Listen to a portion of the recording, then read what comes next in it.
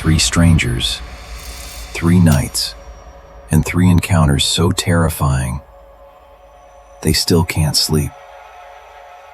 If you've ever felt watched, followed, or hunted, this is your warning. You're not alone. I grew up in rural Kansas, where the closest neighbor was a good mile down the road. Our family owned a farmhouse built by my great-grandfather, and it creaked with every gust of wind. As a kid, I loved the solitude.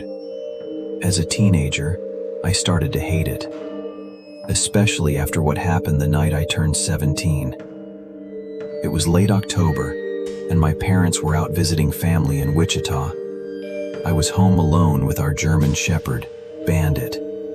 Around 2 a.m., I was watching a horror movie in the living room when Bandit growled, not a playful grumble, but a low, guttural sound I'd never heard before.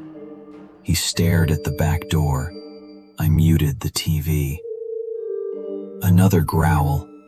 Then, footsteps on the porch.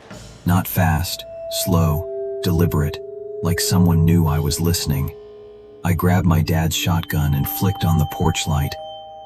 Empty. Bandit didn't stop growling. That's when I heard the second set of steps. On the front porch. I ran to the window, heart pounding. No one. Just wind swaying the swing set. But then, a knock. 3 taps. I aimed the shotgun through the glass and shouted, "Who's there?"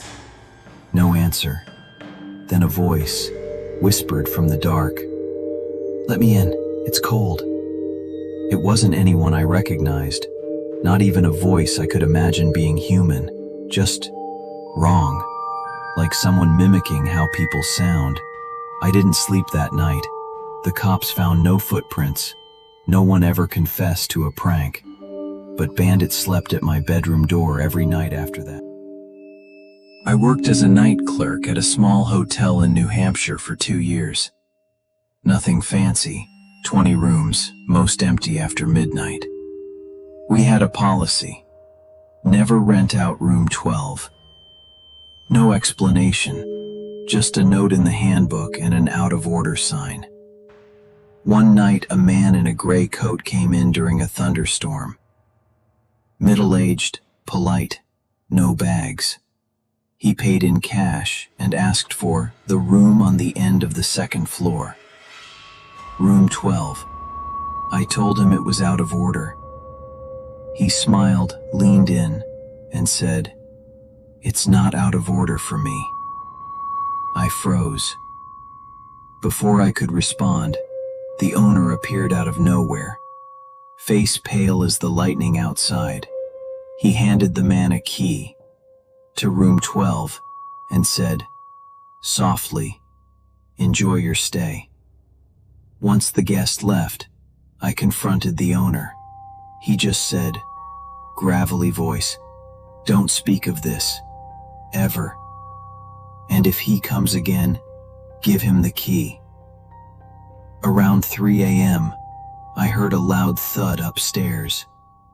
Then, dragging sounds. I checked the cameras.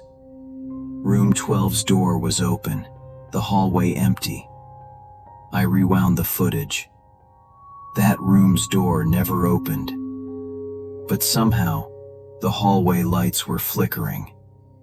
Only in front of that room. The next morning, room 12 was empty. No man. No key. Just the faint smell of burnt metal. I checked the guest log. His name was smeared, unreadable. But next to it was one word, barely legible. Repayment. Last summer, I solo camped along the Olympic Peninsula.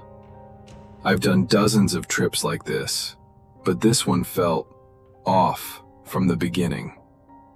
The trees were too still. The air felt heavy. On the second night, I set up camp deep in the forest. No one around for miles.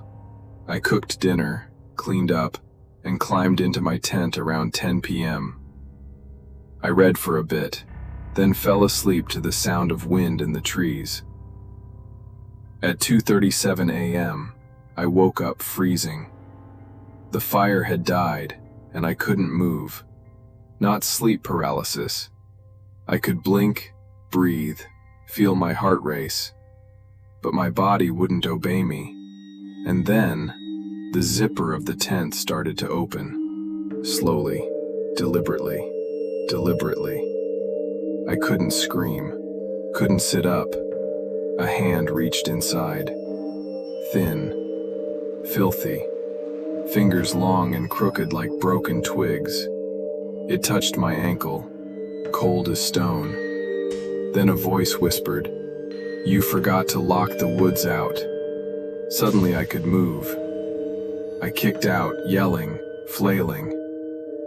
The hand vanished. I scrambled outside with a flashlight. Nothing.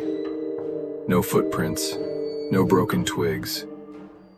Just my own scream echoing in the trees. I hiked back to my car before sunrise.